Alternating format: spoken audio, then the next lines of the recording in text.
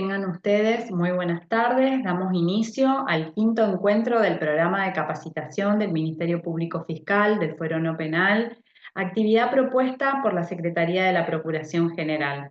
Como en cada encuentro, nos acompañan los secretarios, la secretaria, Gonzalo Juárez, Celeste Núñez.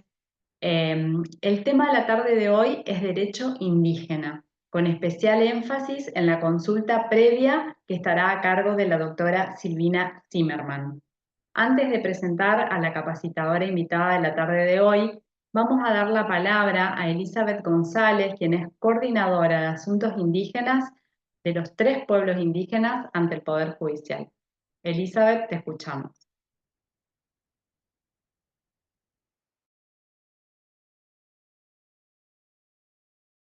Está silenciada. Ahí está. Hola, buenas tardes. La samachiginen en Navid, trasalectawa, daisetra kaitaya pira, machenacta, comi, caratrak, namayacomi, siaguapi, maya pertenecemos a los pueblos indígenas. Bueno, buenas tardes, realmente agradecida por poder estar y estar también presente en una temática tan importante que es para nuestros pueblos indígenas, en una materia que realmente es necesario abordar en estos tiempos. Así que gracias, Celina, simplemente es un saludo y también porque me parece muy importante esta temática para que se pueda hoy poder estar dando en estas jornadas tan importantes que se está realizando dentro de la Secretaría de Fiscalía. Calotara Ñachek, muchas gracias por hacerme parte para dar este saludo y auguro todo el trabajo o la presentación que va a tener la doctora Zimmerman. Muchísimas gracias, Eli. Bueno, y omití presentar a la doctora Rivas, secretaria también de Procuración General. Muchísimas gracias y organizadora de estos encuentros de capacitación. Ahora, sin más, vamos a presentar a la doctora Zimmerman. Ella es abogada, doctora en Derecho de la Facultad de Derecho de la Universidad de Buenos Aires, es profesora adjunta regular de la materia de Derechos Humanos y Garantías en esta misma facultad, de Derecho de la UBA y de diferentes cursos de posgrado en distintas universidades. Fue secretaria letrada de la Procuración General de la Nación hasta el año 2021 y desde entonces es allí secretaria general en el área de competencia múltiple ante la Corte Suprema. Fue directora del doctorado en Derechos Humanos de la Universidad de Lanús hasta el año 2022, becaria del CONICET y coordinadora del equipo de trabajo internacional del Centro de Estudios Legales y Sociales, ámbito en el que dirigió el litigio internacional o acciones de incidencias ante órganos como la ONU y de la OEA. Es autora de diversas publicaciones y expositora en numerosas conferencias académicas. Bueno, Silvina, muchísimas gracias por acompañarnos, por venir acá virtualmente hasta el Chaco. El auditorio es tuyo. Bueno, muchas gracias, Celina, Gonzalo, Celeste y Elizabeth. Un gusto saludarlas y saludarlos a todos y a todas. Bueno, y gracias también a la Procuración General y al Poder Judicial del Chaco por la invitación. Bueno, como tienen previsto durante el día de hoy, vamos a tener un encuentro y una conversación sobre los derechos de los pueblos indígenas, haciendo especial énfasis en el derecho a la tierra y al territorio y a la consulta y participación. Primero voy a hacer una introducción general sobre la aparición del derecho de los pueblos indígenas en los sistemas jurídicos, en el ordenamiento jurídico argentino, y después, bueno, voy a hacer hincapié en esos otros 2 temas. Seguramente las invito y los invito a que puedan abrir el micrófono, interrumpir y hacer las preguntas que crean que sean pertinentes sobre el tema que estamos conversando. Seguramente yo también les voy a preguntar. La idea es que sea lo más distendido posible y que tengamos un intercambio. Así que, bueno, anímense en ese sentido, que, bueno, cuanto más conversemos, para mí mejor. Voy a empezar entonces por compartir pantalla. Me avisan si se ve bien.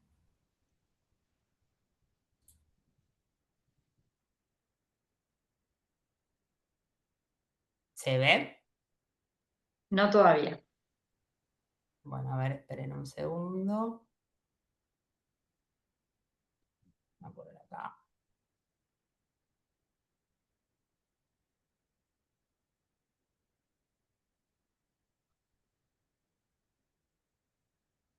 Ahí.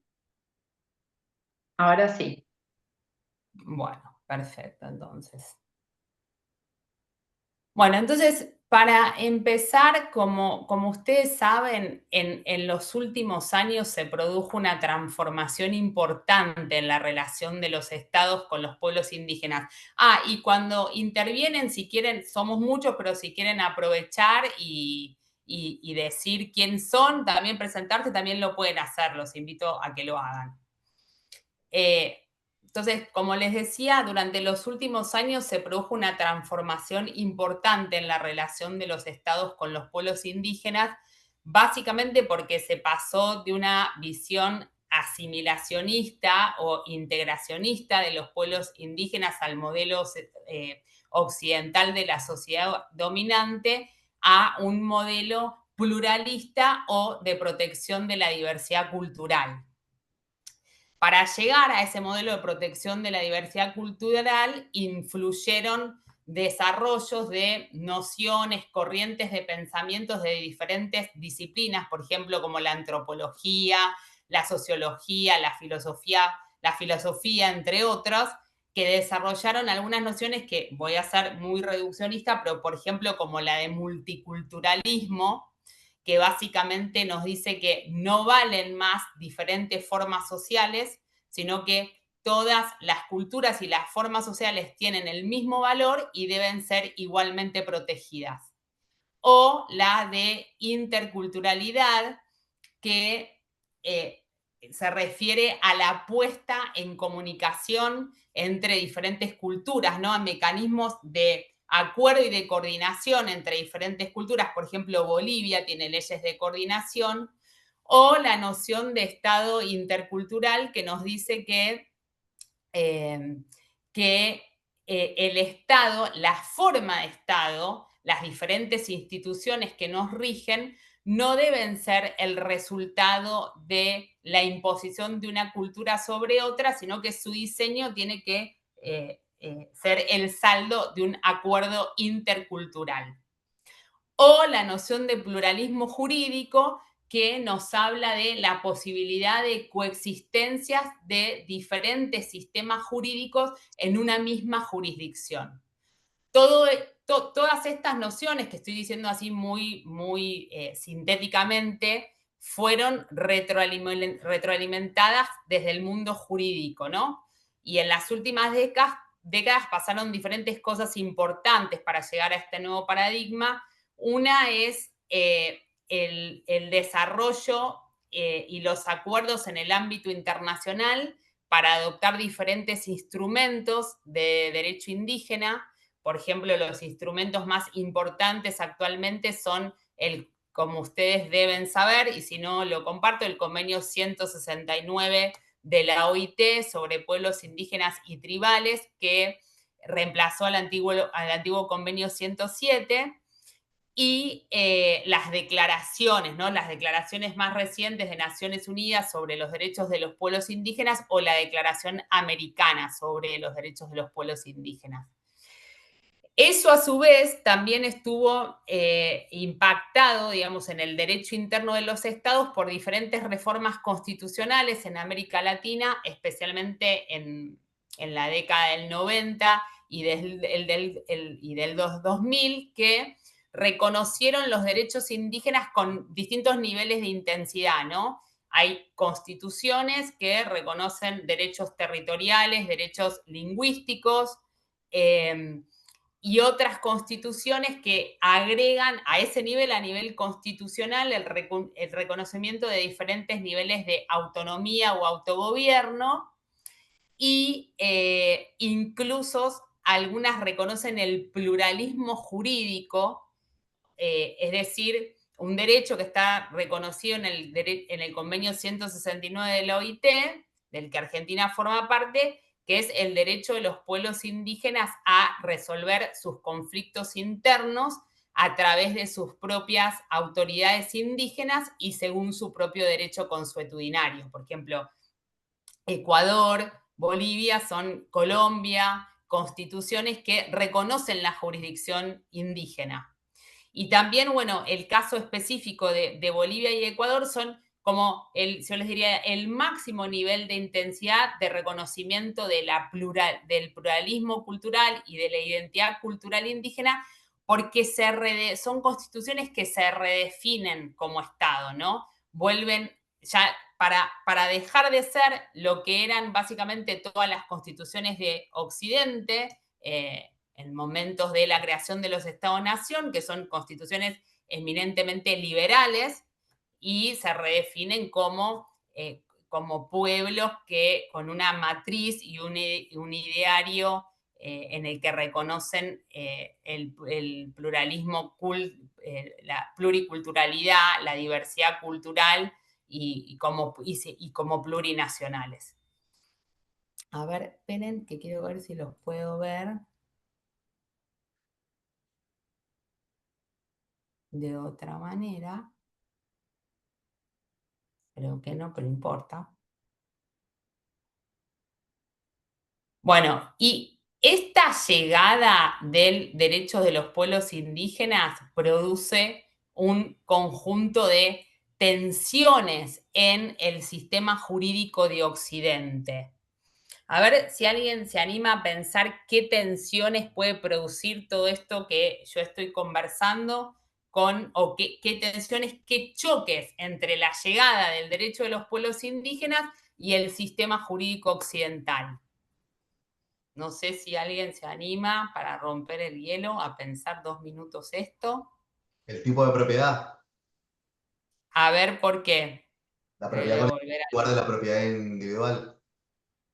Claro, porque, exacto.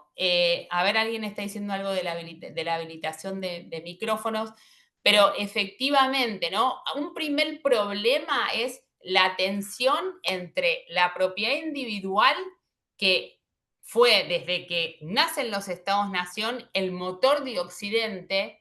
Piensen toda la regulación que tiene la propiedad individual, la cantidad de casos que llevan a los tribunales de justicia, con un tipo de posesión o de propiedad que va a ser colectiva o comunitaria.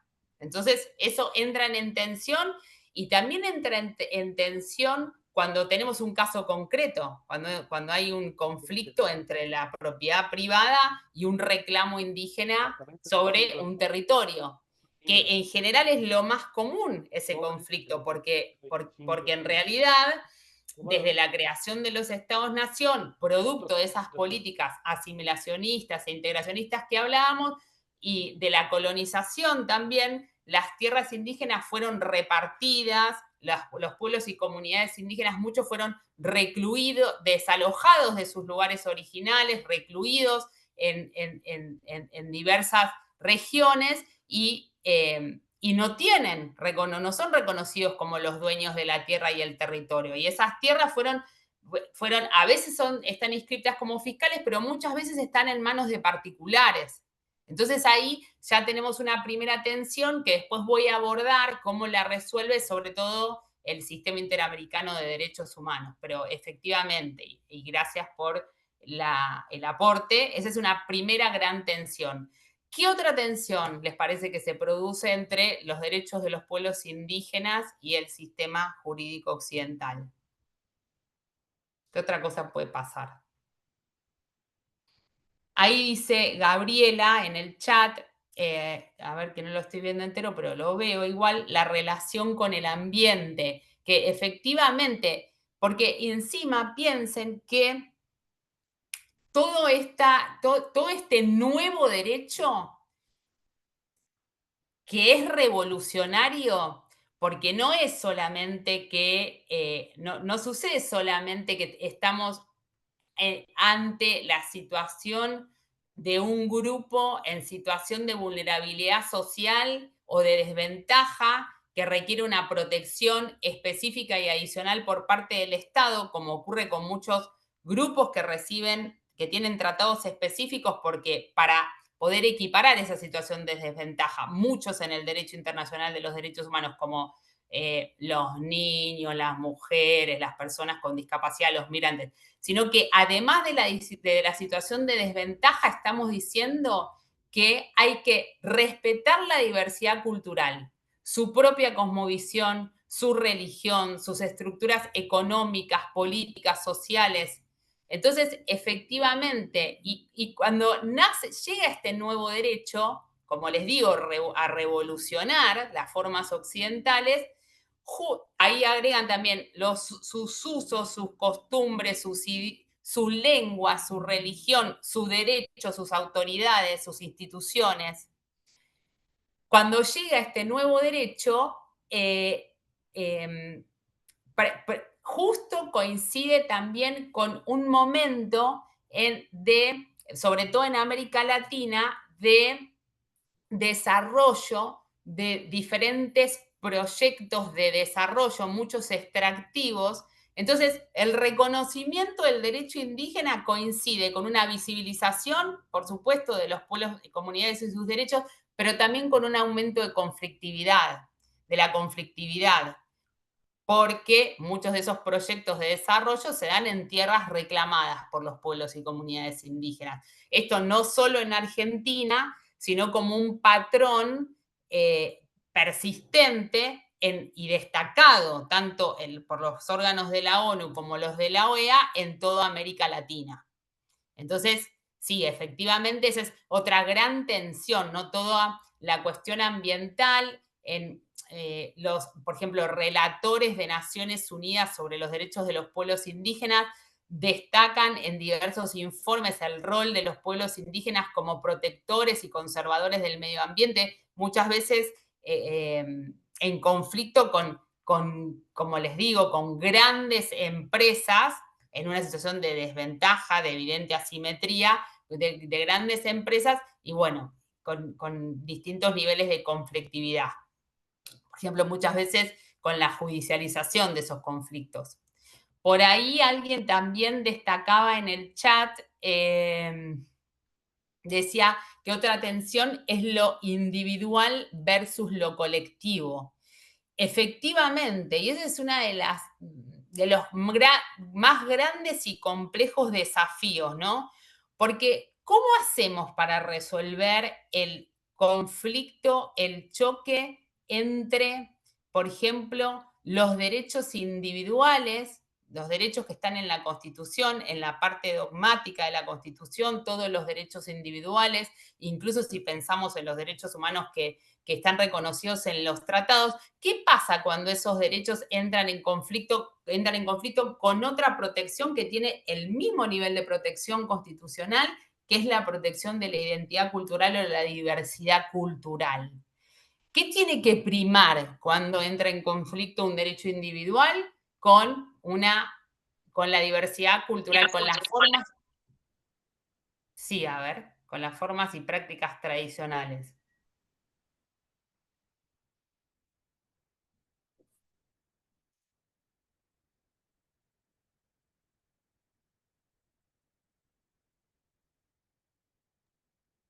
A ver, por ejemplo, hay, a ver quién decía, creo que Cecilia decía lo individual versus lo colectivo, no sé si te referías a eso, pero efectivamente, o sea, ¿qué pasa así como decíamos, con la propiedad individual que está prácticamente en todas las partes dogmáticas de las constituciones liberales de Occidente, con la propiedad comunitaria, también podemos tener otro choque de derechos, ¿no? Por ejemplo, la Corte Constitucional de Colombia, no sé si alguien conoce, que tiene muchísimos casos sobre derechos de los pueblos indígenas, es un tribunal que ha abordado mucho ese conflicto, el conflicto al mismo nivel constitucional de la contraposición de derechos individuales, de los derechos fundamentales individuales, con la protección de la diversidad cultural. No sé, les cuento un caso de la Corte Constitucional de Colombia, a ver qué piensan ustedes sobre ese conflicto. Por ejemplo, hay un caso en el que se instala en una comunidad de Colombia un cura pentecostal y el cura empieza a cooptar miembros de la comunidad y les pide que le lleven y dejen ahí para la iglesia pentecostal los mejores ganados. Entonces, en un momento, las autoridades indígenas se dan cuenta que ese recurso, que no es individual, no es que pertenecía a Miss Silvina, sino que era un recurso colectivo, que tiene un valor muy protegido en esa comunidad indígena, los recursos colectivos eran entregados a este cura. Entonces decide hacer un juicio a esas personas que, a través de la jurisdicción indígena, un juicio a esas personas y aplicarles un castigo. Por ejemplo, un castigo podía ser que tenían que irse de la comunidad, y otro castigo que a veces se utilizaba esa comunidad era el cepo, que es esa estructura de madera que te tiene así los brazos y las piernas, por ejemplo, cepo por 24 horas. Entonces, las personas que fueron castigadas por la jurisdicción indígena, por las autoridades indígenas, mediante el derecho consuetudinario indígena, llevan el caso a la justicia occidental y llegan a la Corte Constitucional de Colombia. Si ustedes fueran la Corte Constitucional de Colombia, ¿qué hacen frente a este conflicto de derechos? No sé si se llega a entender lo que comparto, ¿no? El conflicto entre el poder de la comunidad de resolver sus conflictos internos según sus derechos, según su derecho y sus autoridades, y estas personas que dicen, no me pueden desterrar, yo pertenezco a esa comunidad, me están sacando del lugar en el que vivo, de mi vivienda, y aparte me aplican un castigo de esta naturaleza que les cuento, como el cepo. ¿Qué piensan ustedes? Anímense a hablar, relajadamente, a discutir y a estar de acuerdo también.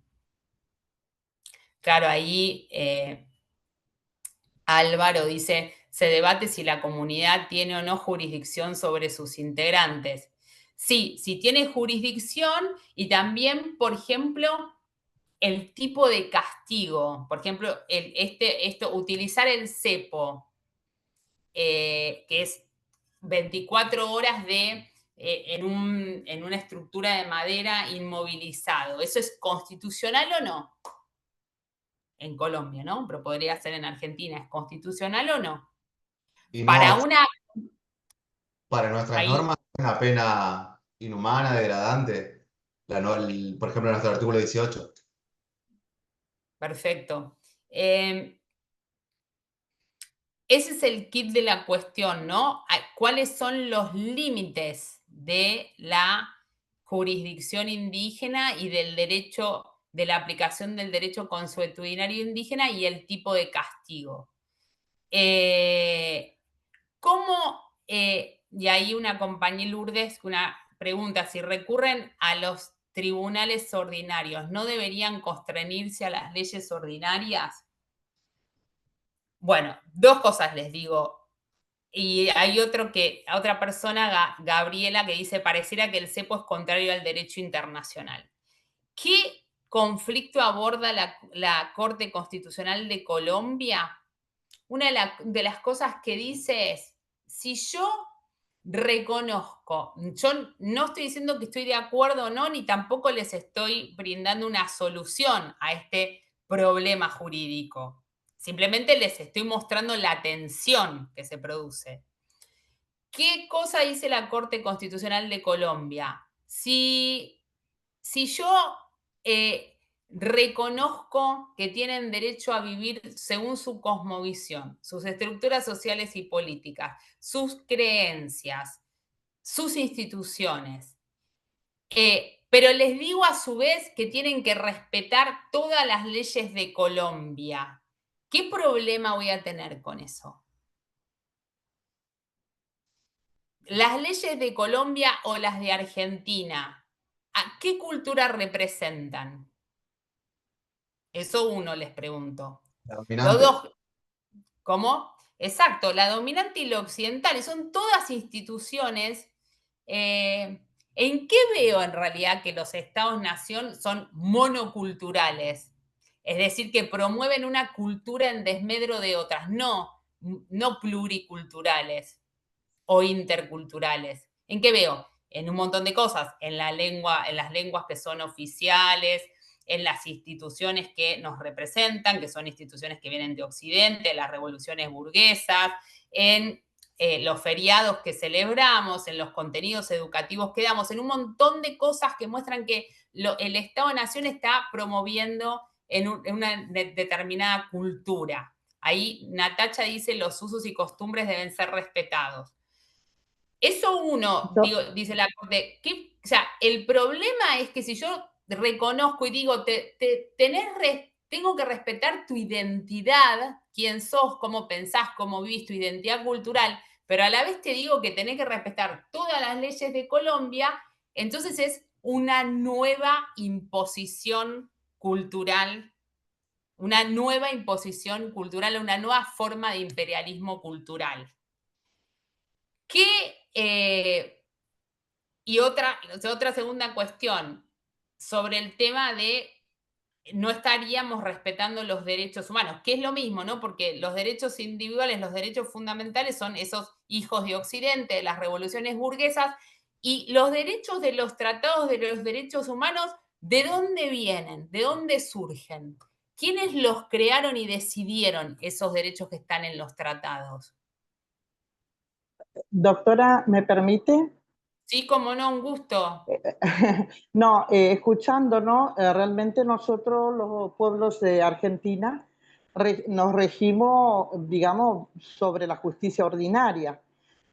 O sea, en nuestros pueblos indígenas no se reconoce nada lo que podría ser la justicia indígena. Nosotros los pueblos indígenas sabemos y tenemos códigos dentro de las comunidades que se debe respetar, pero sin embargo, digamos, hay cuestiones que hoy día, teniendo ya la reforma constitucional del artículo 75, inciso 17, que nos reconocen en la preexistencia de los pueblos indígenas, estoy hablando de la reforma 94, sin embargo, nosotros hemos tenido hechos, digamos, aberrantes de violación de derechos del año 2003, se siguen violando los territorios, el despojo de los territorios constante, porque hay una cuestión cultural que es muy fuerte, que para los pueblos indígenas, las tierras, cuando hablamos de territorio, hablamos tierras, ríos, todo,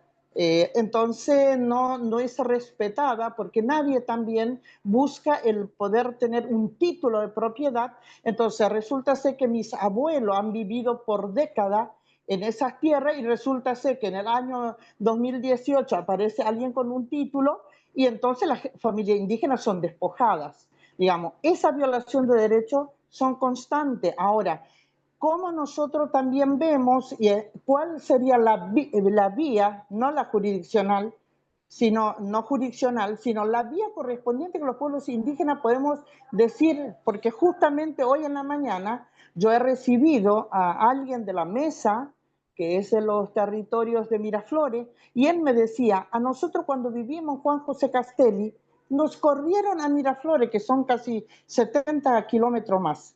Y después de ahí, hoy día, resulta ser que desde el 2018 en adelante, todos los gringos tienen título de propiedad de las tierras que a nosotros con un decreto nos han cedido las tierras. Y así pasa también con los pueblos indígenas mocoit, que son de la zona sur de nuestra provincia. Simplemente digo que la mayoría quienes conozco que están presentes, creo que de una u otra manera siempre sienten más aquellos que trabajan en la fiscalía las denuncias y los desalojos que existen. Por supuesto. Gracias, Elizabeth. Y efectivamente, como dice Elizabeth, y enseguida vamos a esa cuestión, uno de los problemas centrales que atraviesan las comunidades indígenas de Argentina y en general en América Latina tienen que ver con los problemas de reconocimiento, como decía antes, de la tierra y el territorio, el control de los recursos naturales y la falta de consulta y participación cuando se toman medidas que pueden afectar la forma de vida indígena. Yo lo que les trataba de transmitir son los debates que se dan internacionalmente y en otros tribunales constitucionales que por ahí, digamos, son más de avanzada que discusiones que tenemos en Argentina, que, como bien dice Elizabeth, hay un retraso muy grande y retrocesos incluso en el reconocimiento de los derechos indígenas en general y de los derechos territoriales en particular. De todos modos, para poder cerrar ese tema, les cuento, por ejemplo, en Neuquén, hace más de 10 años, el fiscal general sacó una resolución para regular la jurisdicción especial indígena. O sea que no es en algunos lugares limitado, existe ese reconocimiento de la jurisdicción especial, el derecho consuetudinario, y también incluso, por ejemplo, en Neuquén, se crearon tribunales interculturales, tribunales constituidos por personas de los pueblos integrados, también por personas de los pueblos indígenas, para poder tomar decisiones en diferentes juicios. Para cerrar lo que les decía antes, les preguntaba quién creó, dónde están reconocidos los derechos humanos, porque, bueno, yo soy profesora de derechos humanos, como les comentaban, así que imagínense, soy la primera defensora de esa noción, de esa categoría. Creo que es muy importante como herramienta para poner límites al poder del Estado y para exigir el cumplimiento de esos derechos y garantías, pero también reconozco que fueron creados en el norte del planeta y no en el sur, en Occidente y no en Oriente, y que en su constitución original no reflejan los valores de los pueblos indígenas, que no participaron en su momento en su definición. Sí, por supuesto, más recientemente, con mucha fuerza y organización en los debates para la Declaración de Naciones Unidas sobre Derechos de los Pueblos Indígenas o la Declaración Americana, ¿no? Bueno, les digo brevemente esto que les decía, en otros países que discuten cuestiones como más de avanzada, para la Corte Constitucional de Colombia, lo que considera es que no se le puede exigir, incluso haciendo una reinterpretación de su artículo constitucional, una interpretación más allá de la literalidad de su artículo constitucional, que no se le puede exigir a las comunidades indígenas el ejercicio de su diversidad cultural, pero con el cumplimiento absoluto de las leyes de Colombia o de los derechos humanos, sino que los límites al ejercicio de esa jurisdicción especial es un núcleo duro, lo que llama la Corte Constitucional un núcleo duro inderogable de derechos que forman parte del acuerdo intercultural entre todas las culturas. Y en ese núcleo duro incluye el respeto del derecho a la vida, la prohibición de la tortura y algunas garantías mínimas de legalidad. O sea, eso sería lo único lo que forma parte del piso mínimo y la imposición al ejercicio de la diversidad cultural.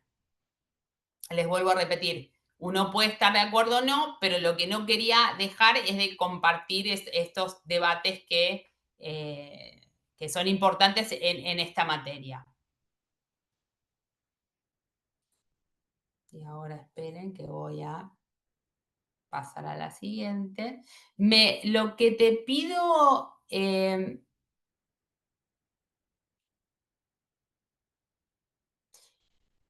Gonzalo, o los que estén, que yo estoy tratando de leer el chat, pero por ahí no lo leo todo, sobre cómo y dónde están reconocidos. Bueno, ya un poco, algunas cosas ya dije. quiero destacar que a nivel provincial están reconocidos en el artículo 37 de la Constitución del Chaco, que es similar a la Constitución Nacional, pero agrega algunos reconocimientos, por ejemplo, vinculados al protagonismo que tienen que tener los pueblos indígenas o al reconocimiento de registros con las personerías jurídicas.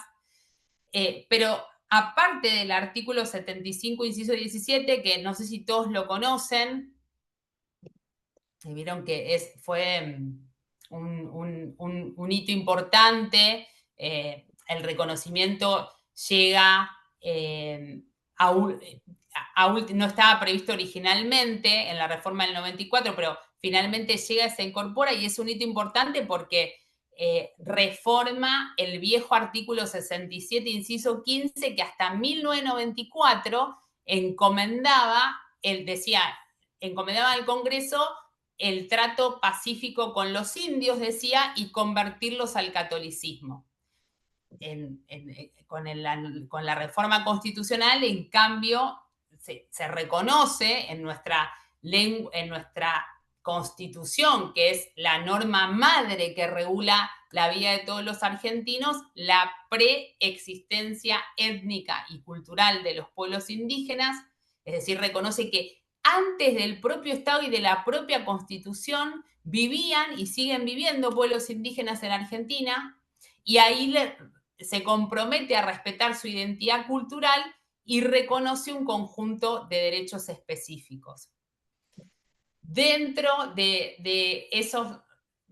la legislación nacional, uno de los hitos más importantes fue la sanción en el año 2006, o sea, existía la Ley Nacional 23.302 y por supuesto las leyes provinciales para regular, y los institutos nacionales, el Instituto Nacional de Asuntos Indígenas y los institutos provinciales encargados de la política indígena, pero un hito muy importante fue la sanción en el 2006 de la Ley 26.160, que declaró la emergencia en materia de posesión y propiedad comunitaria de los pueblos indígenas. O sea, el Congreso Nacional dijo, las tierras indígenas están en emergencia en Argentina. ¿Por qué? Y una razón es porque no sabemos cuáles son las tierras indígenas, no las tenemos identificadas ni reconocidas, y ordenó la realización de un relevamiento territorial. Eso se prorrogó sucesivas veces hasta el año pasado, que fue derogada por decreto, y por lo tanto ya no están vigentes ni la suspensión de los desalojos judiciales o administrativos de comunidades indígenas, ni el Programa Nacional de Relevamiento Territorial.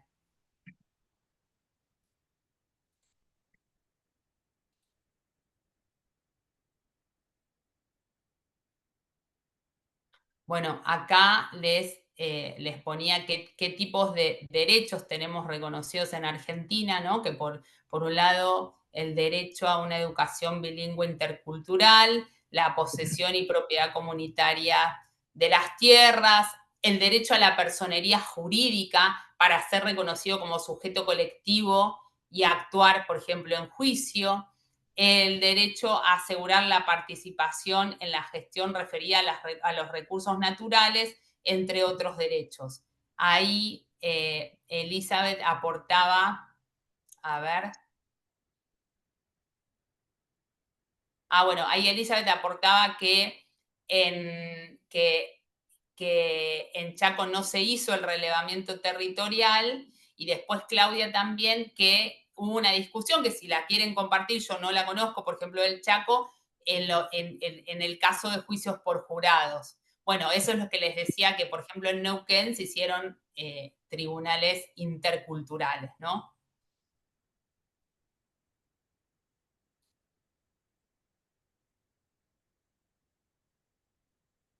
Ahora, ¿cuáles son las tierras a las que tienen derechos los pueblos y comunidades indígenas? según nuestro ordenamiento jurídico. Ahí Claudia aporta que esos juicios por jurados eran en mitades hombres y mujeres, exacto.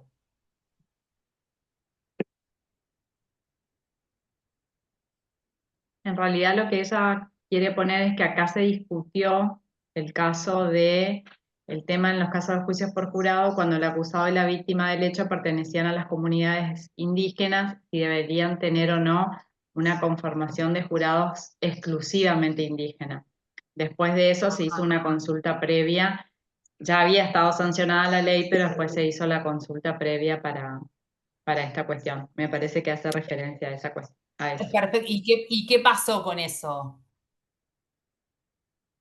Lo que pasó fue que se implementó el juicio por jurado indígena, todavía no se realizó ninguno, pero está implementado luego de la consulta previa, libre e informada. Perdón, Perfecto. sí, no, lo escribí en dos partes y por ahí no quedó claro.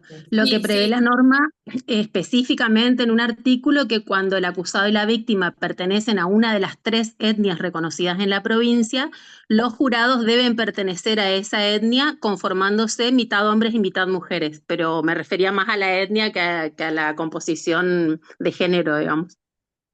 Perfecto, perfecto, excelente. O sea que sí hubo avances en la provincia en relación a estas discusiones que tienen que ver con la jurisdicción especial indígena o la representación indígena para resolver conflictos, ¿no? No se implementó acá, pero sí por lo menos hubo avances en el diseño institucional en ese sentido. En Neuquén, por ejemplo, ya hubo algunos juicios con esa composición. Entonces, bueno, despacito, pero algunas de esas discusiones que parecían tan ajenas, bueno, van avanzando en ese sentido. Bueno, y volviendo, entonces les preguntaba, y en nuestro ordenamiento jurídico, ¿a qué tierras tienen derechos los pueblos indígenas? Perdón, y para cerrar lo anterior, efectivamente, y es una cuestión compleja, ¿no? Todo esto que decíamos de las tensiones, los límites, y que está en permanente debate. De hecho, el que quiera profundizar, les puedo facilitar distintos artículos de doctrina discutiendo ese tema, y bueno, y con la complejidad que nos produce que cada uno de nosotros está culturalmente condicionado. Es quien es, nace en la cultura que nació, se rige por el sistema jurídico en el que creció. Entonces, bueno, son debates complejos, digamos, ¿no? Por eso yo les digo que no lo vengo a plantear como una respuesta, sino como distintas tensiones y cuestiones que trae la llegada de la aparición del derecho indígena. Bueno, respecto de la tierra, que como decía Elizabeth, es el caballito de batalla o la problemática transversal más seria que atraviesan las comunidades y los pueblos indígenas en América Latina. Una es cómo estamos en Argentina. Bueno, hubo avances en su momento, hubo avances y algunos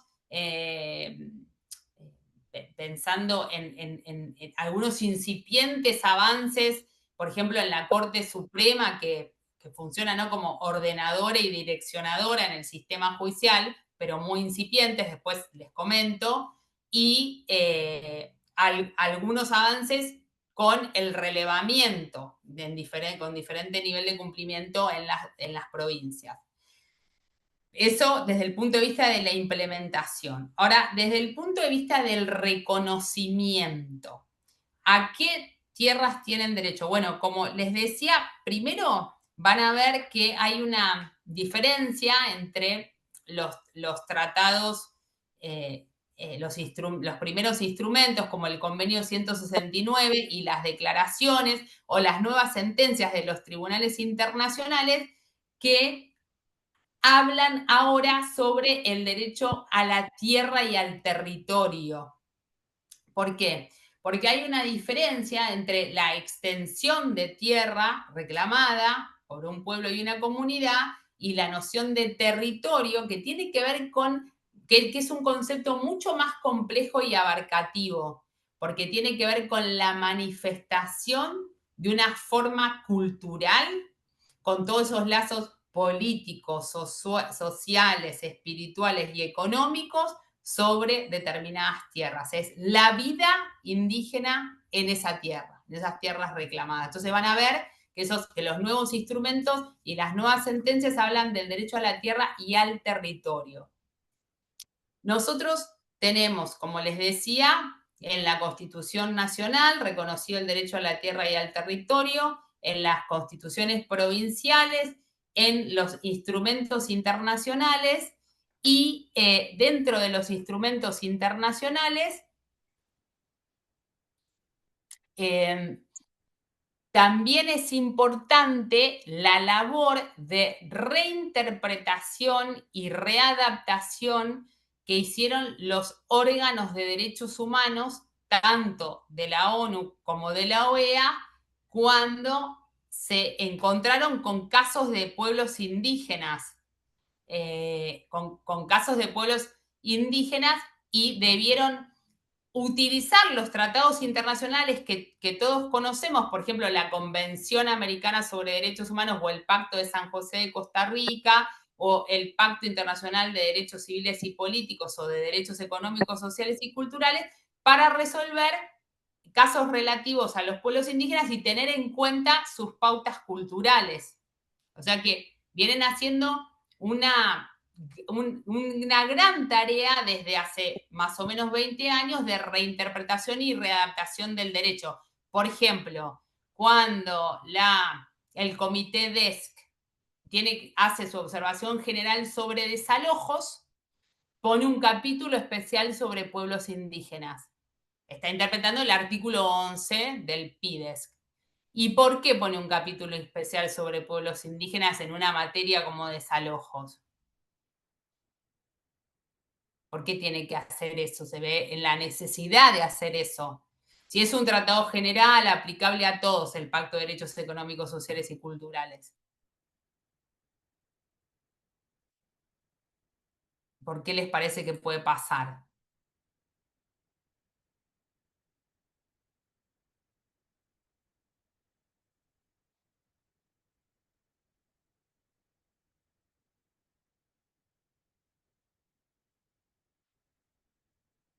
Puede ser por la doble vulnerabilidad en la que se encuentran los pueblos indígenas. A ver, ¿en qué sentido doble vulnerabilidad? Y cuando uno habla de que no tienen acceso a la tierra, que tienen unas limitaciones, no todos, pero porque hay personas que tienen conocimiento bilingüe, pero que sí muchas personas no tienen ese acceso a la lengua, a la cultura predominante, entonces, o también a trabajos formales, si bien se fue avanzando de tener cupos en la provincia del Chaco, de reconocer, por ejemplo, que las lenguas de las 3 comunidades que tenemos reconocidas tienen que ser traducidas, los documentos oficiales y demás, en la práctica no se completa el proceso. Lo mismo con la adjudicación de tierras. Hay una ley que se dictó acá en la provincia donde se adjudicó una serie, creo que eran, no me acuerdo, de 150.000 hectáreas, una cosa así, a las comunidades aborígenes reconocidas, preexistentes, pero como hay criollos viviendo en esas tierras, no se llega a definir cómo se hace la reubicación de las personas y cómo se llevaría adelante la inscripción del título de propiedad. Perfecto, excelente. Todo por esa línea, todo por esa línea. ¿Y por qué? Pensando en la misma línea que nos trae Claudia, ¿no? De todos esos obstáculos y asimetrías, un desalojo puede tener un impacto diferenciado sobre una comunidad indígena. Entonces el comité les dedica un capítulo especial en su observación general. ¿Por qué puede tener un impacto diferenciado el desalojo?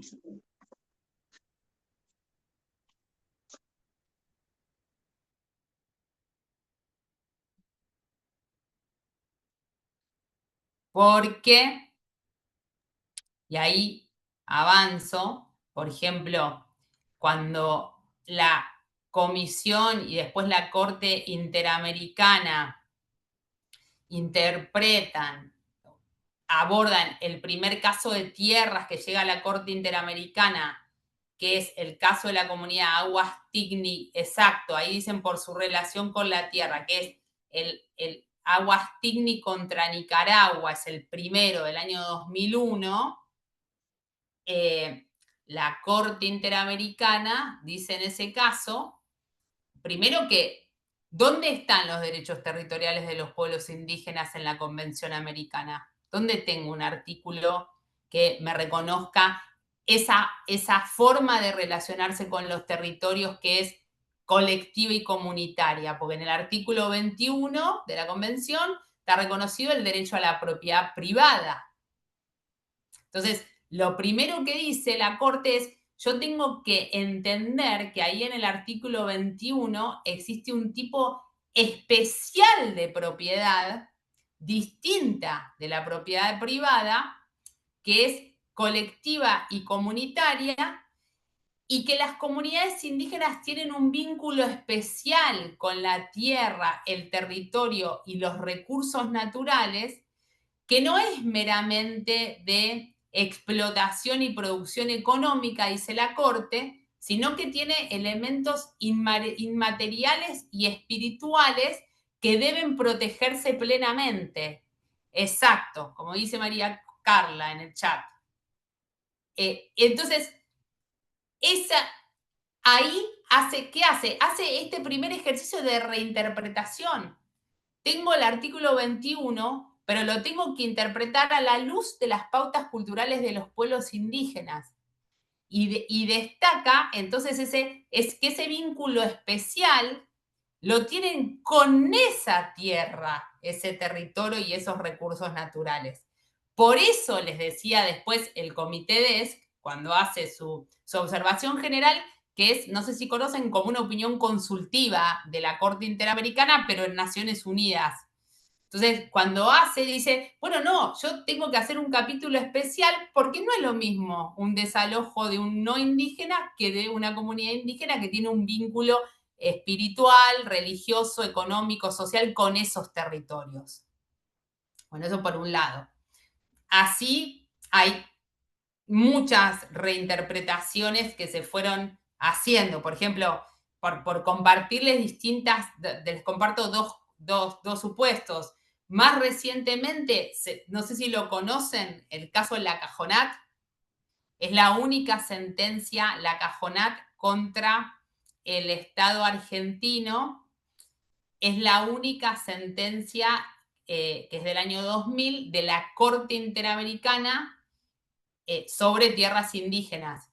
Y es muy importante porque son más de 100 comunidades indígenas que reclamaban un título, ahora se los comento, un título único sin subdivisiones internas, pero por ejemplo ahí, como son comunidades que aparecen y desaparecen, que se van transformando a lo largo del tiempo, por ejemplo, los antropólogos dicen que tienen una categoría que se llama fusión-fisión, esas comunidades, entonces por momentos son 80, en otros momentos son 90 y en otros 100, la Corte Interamericana, que es súper estricta con la noción de víctima para llegar al Tribunal Internacional, vos tenés que identificar bien las víctimas, tuvo que reinterpretar esa noción para poder abarca a las comunidades que existían cuando se presentó el caso, que fue en el año 1996 en la Comisión Interamericana. La cantidad en ese momento inicial, la cantidad cuando llega a la Corte Interamericana y para proteger a las comunidades futuras que se creen. Entonces, flexibiliza ese instituto que es la noción de víctima ante el Tribunal Internacional. Lo mismo la Comisión Interamericana con la noción de medidas cautelares, que antes las medidas cautelares en el sistema interamericano era solo cuando estuviera en peligro la vida o la integridad física, y con la llegada del derecho indígena, cuando por ejemplo, hay una represa que va a inundar a las comunidades del Amazonas, dice, no, tengo que adoptar una medida cautelar porque acá también está en peligro la vida, está en peligro la forma de vida indígena. Y así podemos estar hacia el infinito, ¿no? Repensando los institutos jurídicos para adaptarlo a las formas culturales de los pueblos indígenas. volviendo a la pregunta que les hacía hace unos minutos, ¿a qué tierras tienen derechos los pueblos y comunidades indígenas? Por un lado, a las tierras, las constituciones internas nuestras dicen que usan tradicionalmente. A las tierras de uso tradicional, respetando las distintas modalidades de uso de la tierra y el territorio. Por ejemplo, en la Cajonac, en realidad son más de 100 comunidades, acá están solo 3, Pozo el Toro, San Miguel, Pozo el Bravo, tienen una particularidad que es que salen de su núcleo habitacional todos los días y hacen recorridos que por ahí alcanzan los 15 kilómetros para la recolección de miel, algarroba, para la pesca u otros recursos naturales, y los recorridos que hace una comunidad se superponen con los recorridos que hace otra. Entonces, en el caso, para poder instrumentar ese derecho a la ocupación tradicional, respetando las distintas modalidades de uso de la tierra y el territorio, ¿qué tipo de título pretendían y hay que garantizar?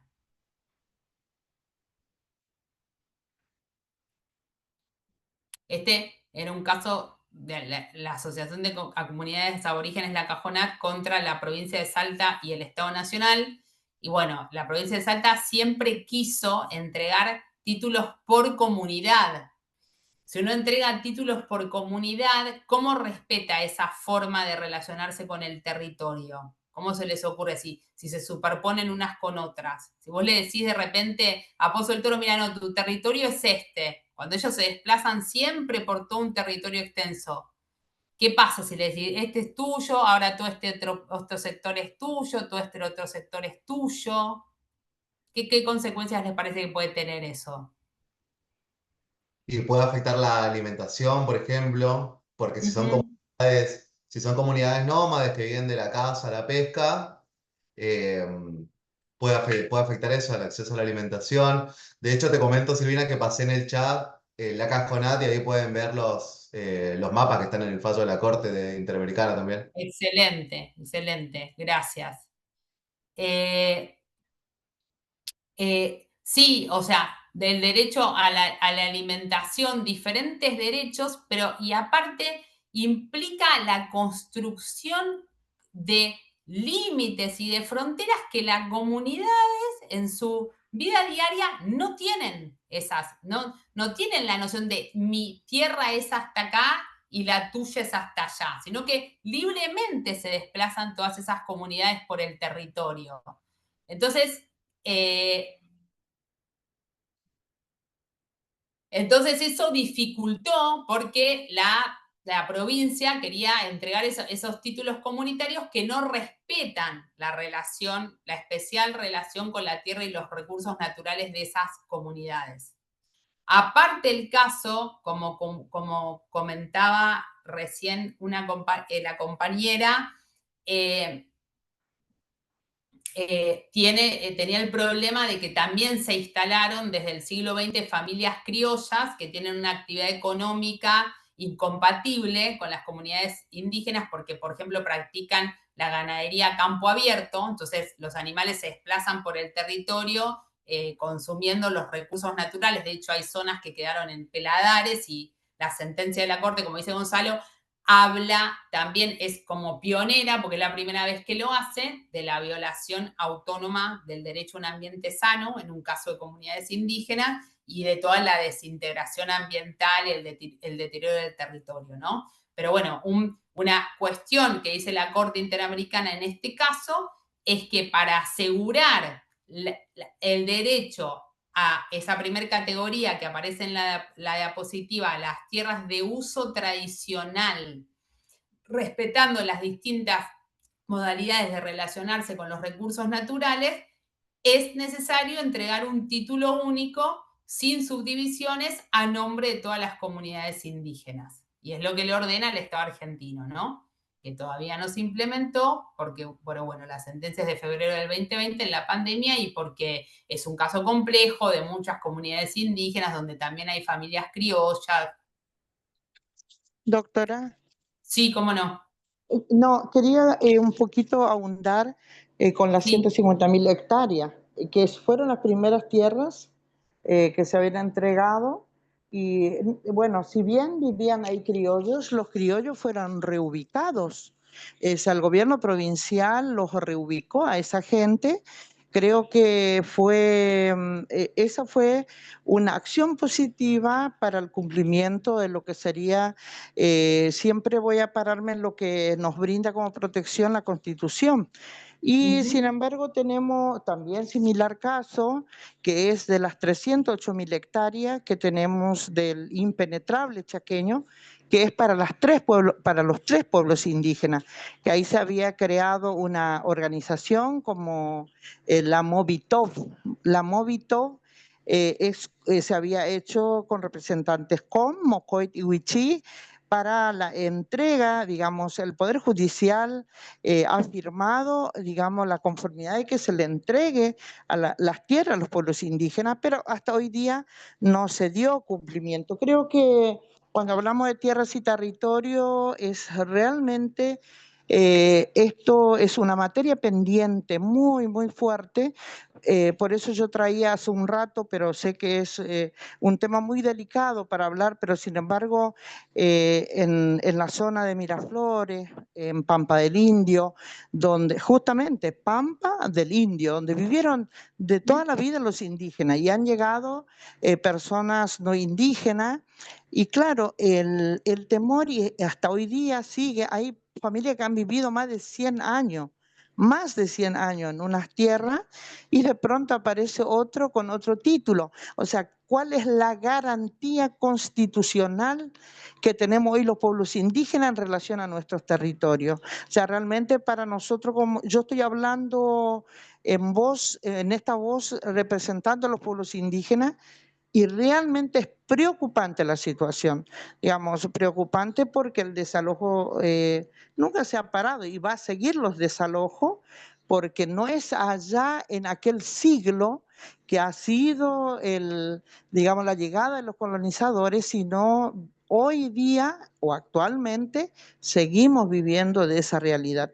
Realmente para mí escucharla a usted y tocar estos temas que son temas muy candentes, que creo que quienes estamos en el Poder Judicial deberíamos conocer aún más cuáles son las pautas culturales que tenemos como pueblo indígena.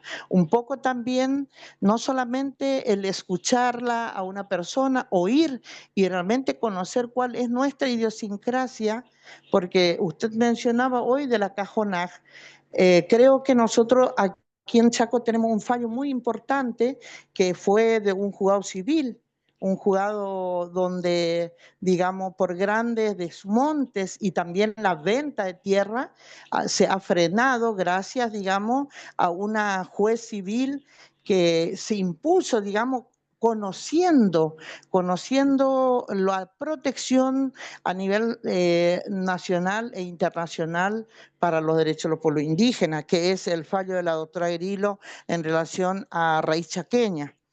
Me parece que eso tendríamos que tener todos quienes hoy tenemos que ver con los pueblos indígenas. Cuando se trata de una causa indígena, tener en cuenta estos fallos para tener los precedentes que se ha podido también vincular a cada situación. Si no, nosotros en un momento determinado los pueblos indígenas no sabríamos, o sea, no habría un lugar donde ir, porque inclusive, ¿no? Las tierras que tradicionalmente ocupan y nunca un indígena va a ir a decir, yo esta tierra la voy a poner, digamos, a mi nombre o al nombre de la comunidad, por ejemplo, Pampa Grande, donde yo vivía, en Pampa del Indio. ¿Por qué? Porque la gente es que viene algún indígena y no tiene dónde vivir y le abren la puerta de ese lote, de ese territorio para que pueda venir a vivir. Y por ahí eso, ¿no? Empezar a tener lo que sería la consulta previa, libre e informada para con nuestro pueblo indígena. Esto, a ver, si yo como indígena estoy de acuerdo o no. A nosotros nos consultan cuando ya las leyes se sancionaron. Si bien en la reforma constitución había hermanos indígenas presentes, me parece que muchas veces se han violado la consulta para nuestros pueblos indígenas. A ver, tomando que dice un montón de cosas importantes, Elizabeth, y bueno, esto que hablábamos antes, ¿no? De todavía la falta de implementación y algunos retrocesos en Argentina, pero sí a la vez muchísimos avances a nivel internacional que, como les decía, o sea, nosotros tenemos el 75 inciso 17, pero también el 75 inciso 22, donde se otorga jerarquía constitucional a los tratados que fueron, como comentaba también, reinterpretados por los órganos internacionales, que son la autoridad de aplicación e interpretación de esos tratados y que por lo tanto deben ser tenidos en cuenta y seguidos por el Poder Judicial en todos sus niveles.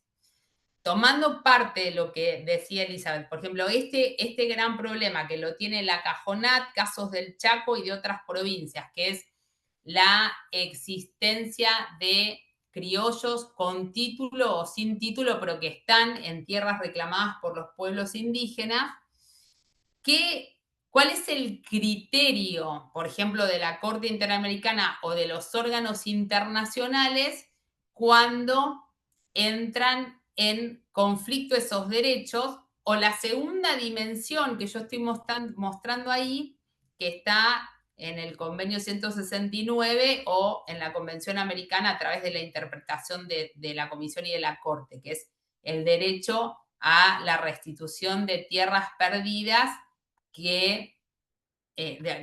a las que hayan tenido tradicionalmente acceso las comunidades indígenas, no las actuales comunidades indígenas.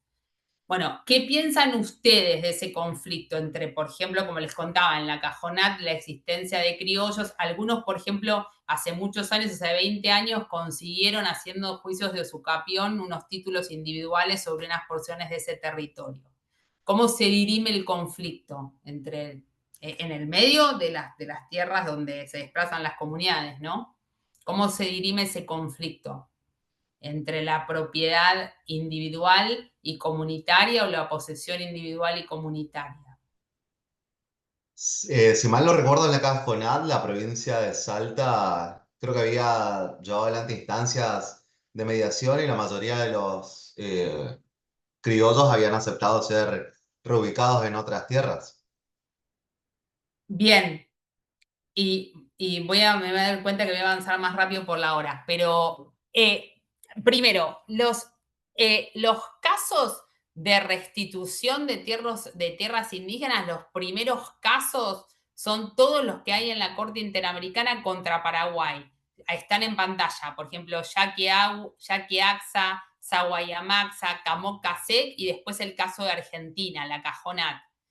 ¿Qué dice la Corte Interamericana en esos casos? Que tanto la propiedad comunitaria como la propiedad privada son derechos que tienen la misma jerarquía, o sea que tenemos que evaluar caso por caso.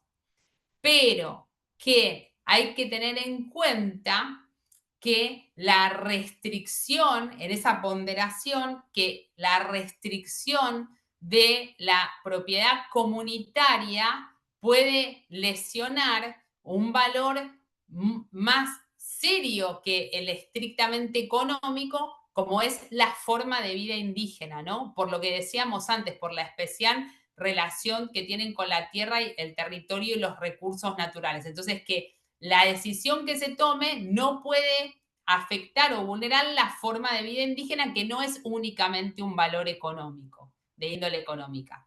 En la Cajonat en particular, los casos de Paraguay eran casos de que las tierras indígenas fueron vendidas en las bolsas de Londres a estancieros y las comunidades indígenas pasaron a trabajar como mano de obra para esos estancieros. Entonces son casos de recuperación de esas tierras. En la Cajonat se da un paso más porque la Corte Interamericana resalta que no son iguales que los derechos de los pueblos indígenas que los derechos de los no indígenas, porque las comunidades tienen que poder mantener esa relación con el territorio Y un problema que había habido en el caso es que tanto en el proceso de solución amistosa como en la unidad ejecutora provincial que desarrolló la provincia de Salta para lograr definir la entrega de tierras entre comunidades criollas y comunidades y pueblos indígenas, había dicho que solamente iba a avanzar en la entrega de tierras indígenas con el acuerdo, había acuerdo de la población criolla, que eso está también en la Constitución de Salta.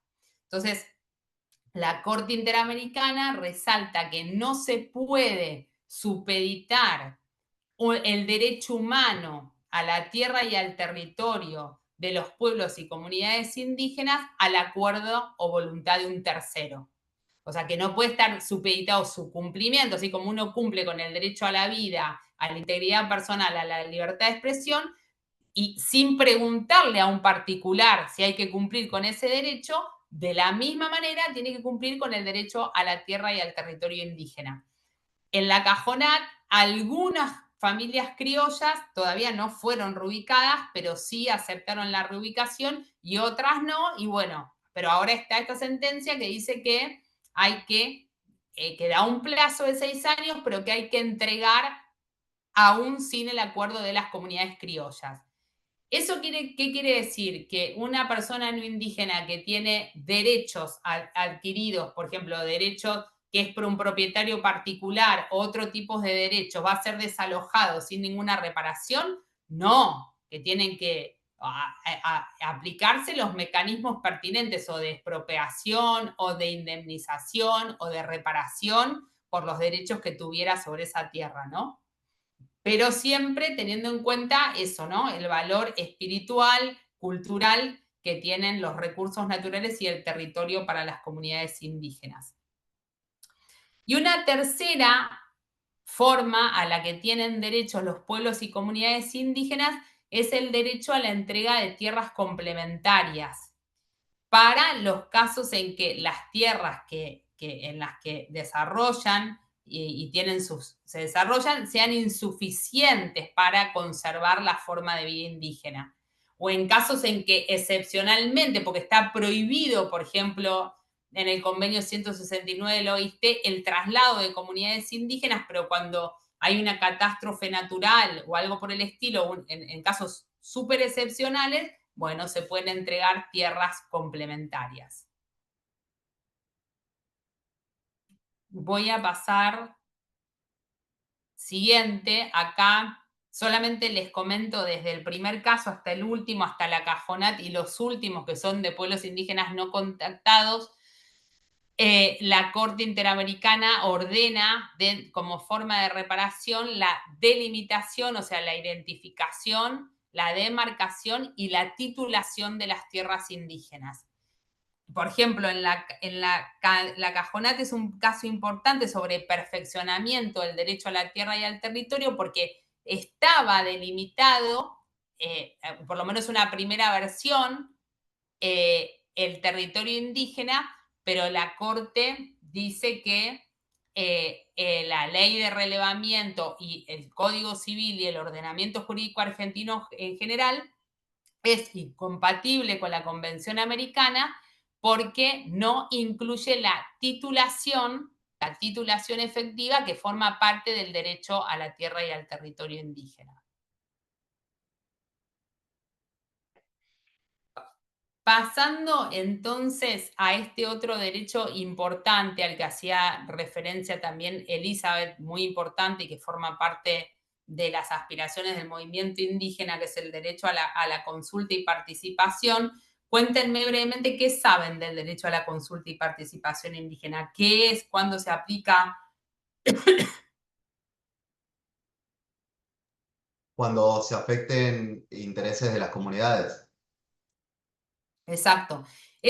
Fíjense, es el único derecho que es derecho por un lado y es garantía, porque es un derecho que tienen las comunidades, pero también es una garantía para el ejercicio del derecho al territorio y a los recursos naturales.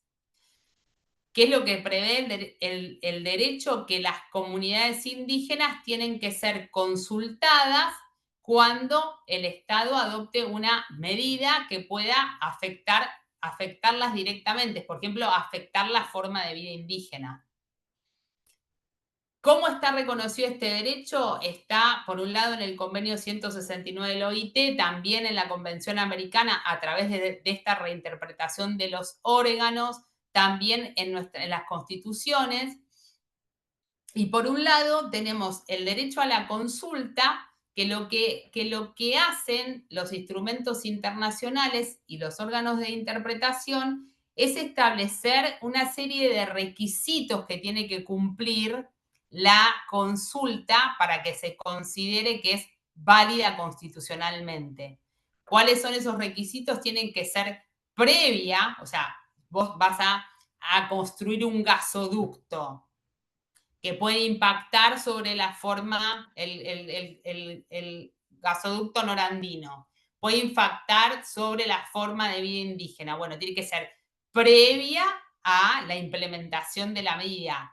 Es más, en las primeras etapas del proceso de elaboración de la medida, de los planes de prospección, exploración, por ejemplo, en los casos de industrias extractivas, la consulta debe realizarse de buena fe, o sea, sin coacción y con la intención de llegar a un acuerdo o consenso con las comunidades indígenas. Tiene que ser también informada, consulta, es decir, las comunidades tienen que tener la información suficiente para poder expresar su voluntad en el procedimiento de consulta. Tiene que ser culturalmente adecuada, es decir, respetando los mecanismos propios de tomas de decisiones de las comunidades indígenas, no mediante las formas occidentales, sino mediante los mecanismos de toma de decisiones de las comunidades indígenas, que esos se van modificando, ¿no? Ante las instituciones representativas de las comunidades indígenas, por ejemplo, en el caso Sarayaku contra Ecuador, la Corte Interamericana destaca que una empresa petrolera lo que hacía era cooptar miembros de la comunidad indígena para que firmen un papel en lugar de hacerle la consulta a las instituciones, los consejos, los órganos creados de toma de decisiones de esas comunidades indígenas, ¿no? Entonces destaca las estrategias de cooptación, de división y la falta de respeto de la consulta a las instituciones representativas. En ese caso, destaca también que el Estado es el responsable de garantizar los derechos humanos, por lo tanto, el derecho a la consulta y participación, y el que debe llevar adelante estos procedimientos de consulta indígena específicos. ¿Por qué? Porque en el caso Sarayaku, el que realizó la supuesta consulta era la empresa petrolera. Entonces destaca que no, que tiene que ser el Estado.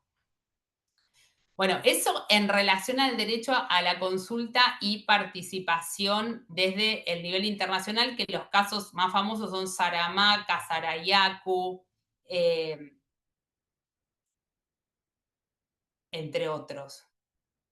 El de la comunidad garífuna.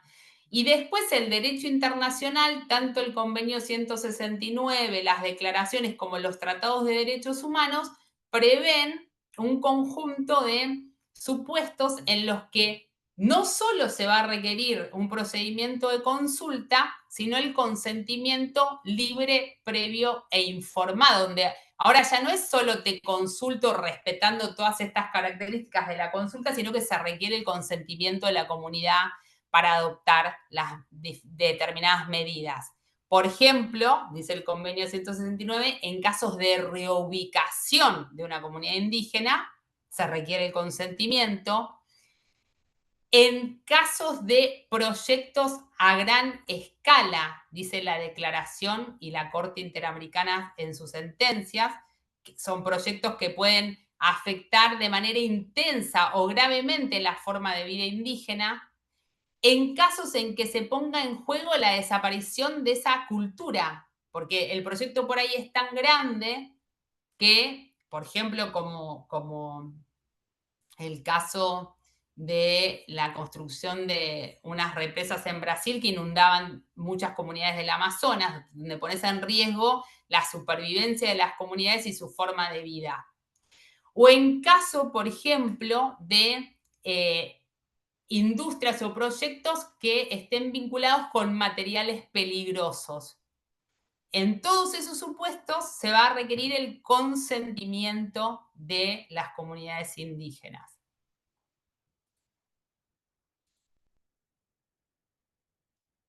Y, a ver, les comento, como brevemente, por una cuestión de tiempo, cómo estamos con este tema, con estos temas en la Corte Suprema.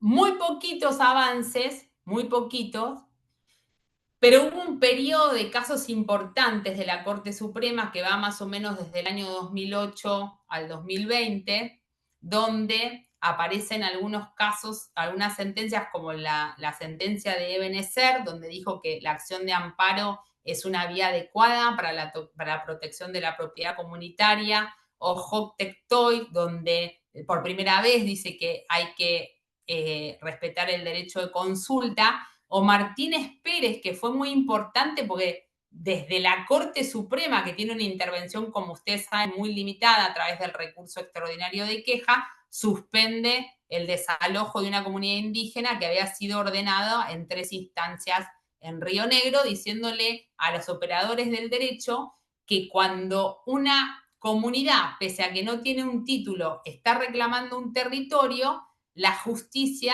debe actuar con extrema cautela porque se trata de la protección de bienes culturales y no de bienes económicos, la tierra, y entonces ordena detener el desalojo. En el transcurso del juicio, el INAI había terminado el relevamiento que incluía las tierras en las que iba a ser desalojada esa comunidad. Entonces, por ejemplo, eso así a grandes rasgos les comento 3 grandes casos testigos. Y exactamente, y como dice María Carla, ahí va otro muy importante, es el de la comunidad mapuche catalán y otras 2 comunidades en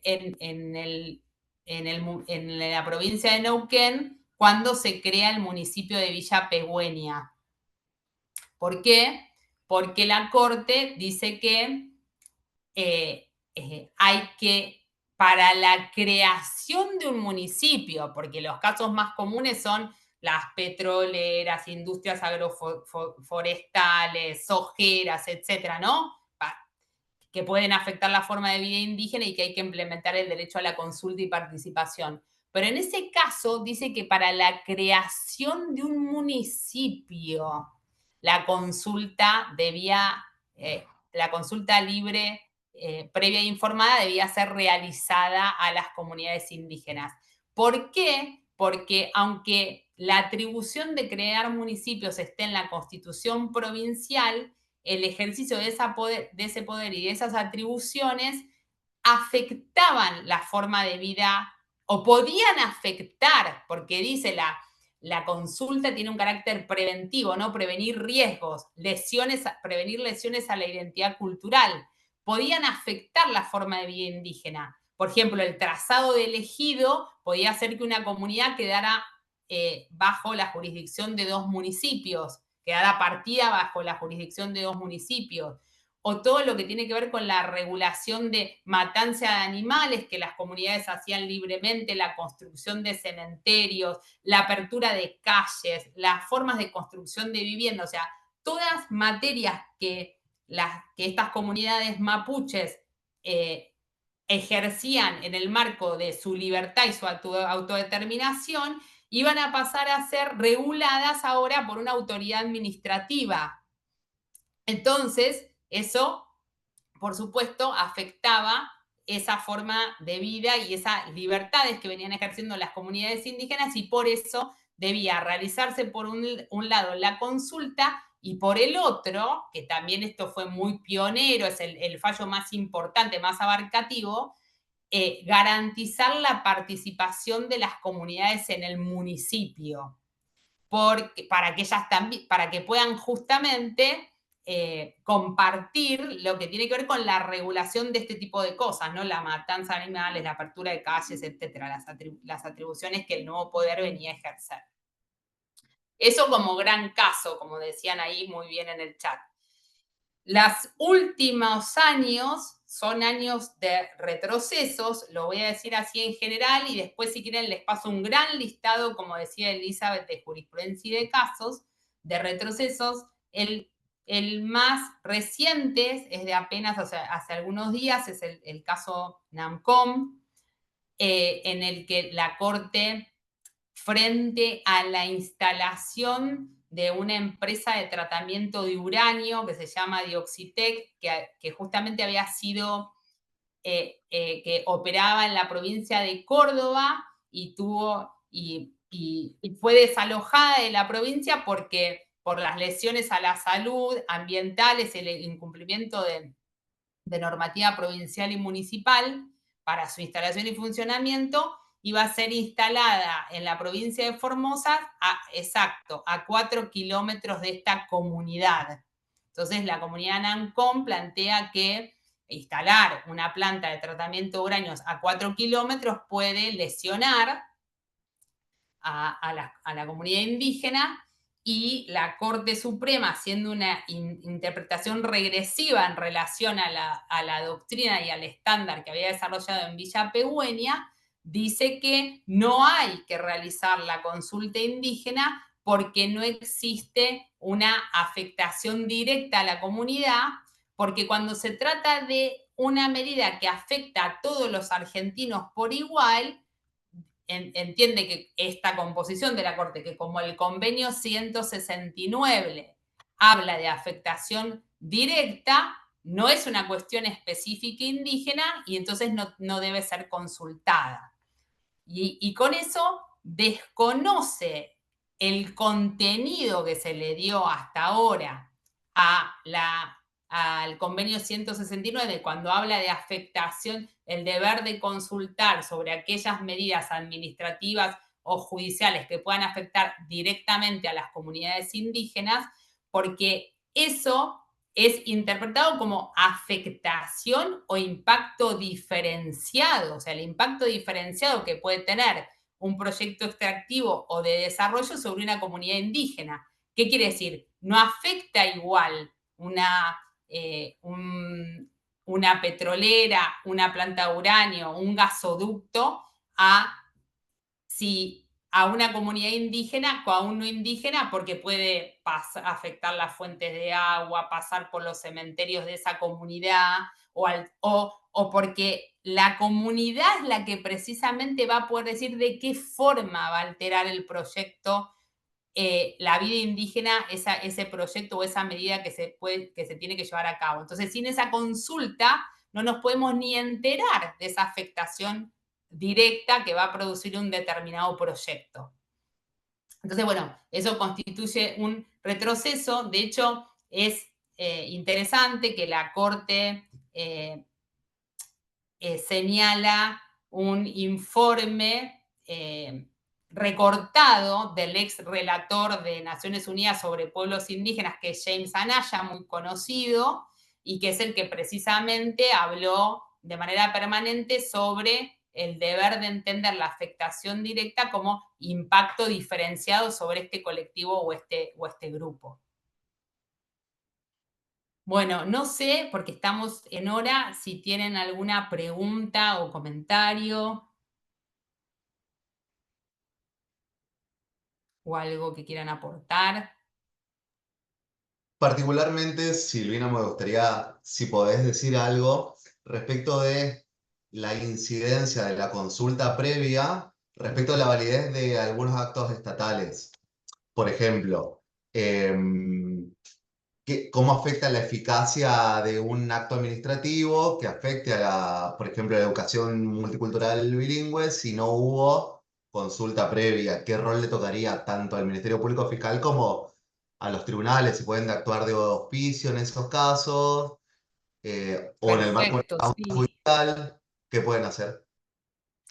Sí, sí, efectivamente, hay como dos cuestiones, ¿no? Una que es de puro derecho. O sea, olvidándonos de esto que acaba de decir la Corte, en este caso en ANCOM y en Painemil, y teniendo en cuenta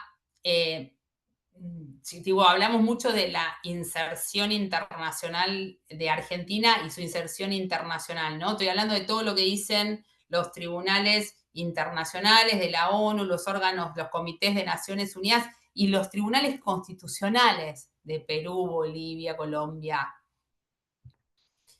Hay dos cuestiones. Una es de puro derecho. Vos adoptaste una medida. Si es directamente de educación bilingüe, no hay ninguna duda que hay que consultar a las comunidades indígenas porque es un tema indígena, ¿no? Ese ya está, hay que consultar. Si no consultaste, ese acto puede ser nulo directamente, nulo. Entonces, y como se trata de derechos humanos reconocidos en los tratados o en las constituciones con competencia concurrente de la nación y la provincia, todos los operadores del derecho están obligados a cumplir y promover esos derechos en todos sus niveles. Con lo cual, los fiscales, por ejemplo, o defensores tienen que actuar de oficio para lograr esa consulta, porque si no, ese acto administrativo después va a ser inconstitucional. Como por ejemplo pasa con muchas concesiones que no tuvieron consulta en otros países o que llegan a la Corte Interamericana, bueno, son inconstitucionales por ser contrarios a los tratados internacionales, ¿no? Esa es una, cuando vos debías hacer la consulta y no la hiciste. Entonces es más fácil, es de puro derecho, no hiciste la consulta a la que estabas obligado constitucional e internacionalmente. La otra es cuando vos sí hiciste la consulta, pero no cumpliste con el contenido del derecho a la consulta, que son todas esas características a las que yo me refería antes. De eso también hay casos, bastantes, porque, digamos, a veces se celebran, entre comillas, esas consultas, pero no ante las instituciones indígenas, no por procedimientos culturalmente adecuados, y también eso da lugar a la inconstitucionalidad. Bueno, lo mismo en los casos esos específicos donde se exige el consentimiento.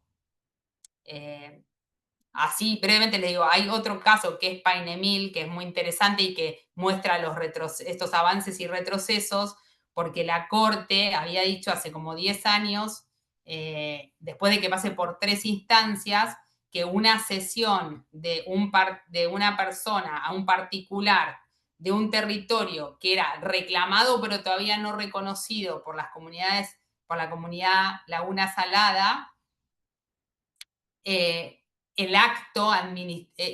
acto de cesión era inconstitucional, dice la Corte, y hay que realizarse la consulta indígena y devuelve el caso a la provincia, a las instancias para que evalúen, diciéndoles, vos ni siquiera trataste que acá debía evaluarse el derecho de consulta y participación. Entonces vuelve a la provincia, después de pasar por 3 instancias, vuelve a llegar al Tribunal Superior en la provincia de Chubut y finalmente vuelve a la Corte, y el año pasado, si no me equivoco, si es el año pasado o el anterior, después se los paso bien, la Corte termina diciendo, no hay que realizar el derecho de consulta, con la misma tónica esta que tiene NAMCOM, diciendo, bueno, en realidad esta comunidad está reclamando un territorio, pero no es su territorio. Entonces, como no es su territorio, no aplico el derecho de consulta, que como les comentaba, es lo contrario de todos los estándares internacionales. Incluso la Corte Interamericana dice la posesión comunitaria tiene efectos de título de pleno dominio, porque es la relación con esa tierra y territorio, y porque el problema de la falta de perfeccionamiento legal es del Estado, que hubo una situación de despojo, de repartir las tierras indígenas y todavía no se ocupó de cumplir con sus deberes de delimitar, de marcar y titular los territorios indígenas. Gracias. No, por favor. Quisiera aportar algo, doctora. Sí, cómo no. Pidiendo a quienes todos hoy atentamente han escuchado a usted su ponencia, agradeciendo, y también creo que es muy importante la escucha y empezar también a romper. Muchas veces nosotros nos ponemos barreras, o sea, quienes no son indígenas, ya, por ejemplo, piensan que para qué quieren los indígenas tierra y si no la trabajan, si no la saben trabajar. Es muy común escuchar eso y para mí creo que para poder lograr realmente, digamos, en esto, ¿no? Que yo todavía desconozco, porque en el Chaco no existe una ley de consulta que específicamente que sea que hay que respetar. Me parece que sería oportuno estar también poniendo en las agendas para poder tener también el cese de violación a los derechos de nuestros pueblos indígenas en relación a nuestros territorios. Así que quería, así como hoy me dieron la posibilidad de hablar, poder también decirle que en mi responsabilidad de ser funcionaria judicial de los pueblos indígenas en el Chaco, ponerme a disposición de todos quienes hoy administran justicia, que estoy siempre abierto en el poder acompañar cuando hay cuestiones relacionadas a nuestros pueblos indígenas. Y bueno, también pedirle al CEG mi contacto y mi oficina está en Juan B. Justo 42, primer piso. Y mi nombre es González Elizabeth. Muchas gracias, doctora. No, por favor, gracias a Elizabeth y gracias a todos y a todos por todos los comentarios que veo en el chat y también por compartir sus saberes y participar de la clase. Para mí, la verdad, un placer enorme. Así que, bueno, y agradecerle a la Procuración y al Poder Judicial del Chaco también, pero sobre todo a todas y todos ustedes. Y mañana les mando todos un listado infinito de material sobre esto y cualquier cosa también. Acá al principio tienen mi mail, me pueden escribir cuando quieran sin ningún problema para lo que necesiten. De hecho, nosotros desde la Procuración ante la Corte Suprema muchas veces contribuimos, colaboramos con pedidos del Poder Judicial de distintas provincias o de la Nación. Así que a disposición para lo que sea. Bueno, Silvina, te agradezco mucho tu tiempo y la dedicación. Y lo único que quería decir acá para finalizar es que nosotros vivimos una realidad intercultural en el Chaco, donde tenemos comunidades indígenas, tenemos poblaciones mestizas, donde se han asentado muchísimas comunidades provenientes de Europa.